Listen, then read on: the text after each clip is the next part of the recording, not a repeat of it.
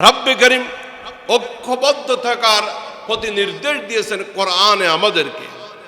পবিত্র কোরআনে হাকিমে সূরা আলে ইমরান 103 নম্বর আয়াত। রব্বুল আলামিন গোটা পৃথিবীর মুসলিমদেরকে লক্ষ্য করে, গোটা পৃথিবীর তাওহীদবাদী ঈমানদারদেরকে লক্ষ্য করে আল্লাহ রব্বুল আলামিন নির্দেশ দিচ্ছেন। আল্লাহ রব্বুল আলামিন বলেন, ওয়াতাসিমু বিহাবলিল্লাহি জামিআ। রব্বুল আলামিন আয়াতের শুরুতে নির্দেশ দিলেন, ওয়াতাসিমু বিহাবলিল্লাহি জামিআ। আল্লাহ পাকের রজ্জুকে, রব্বুল আলামিনের রশিকে তোমরা মজবুত ভাবে পাকড়াও, মজবুত ভাবে ধরে রাখো। মুফাসসিরগণ লেখেন, এখানে রজ্জু দ্বারা আল্লাহর কোরআনকে বোঝানো হয়েছে।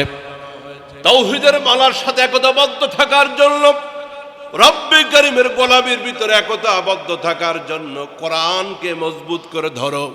কোরআন হলো ঐক্যের প্রতীক। কোরআন হলো গোটা পৃথিবীর মানব জাতি তাদের শান্তির প্রতীক। বিশেষ করে মুমিনদের ভিতরে একতা, ঐক্যবদ্ধতা থাকার জন্য কোরআন হলো মাধ্যম।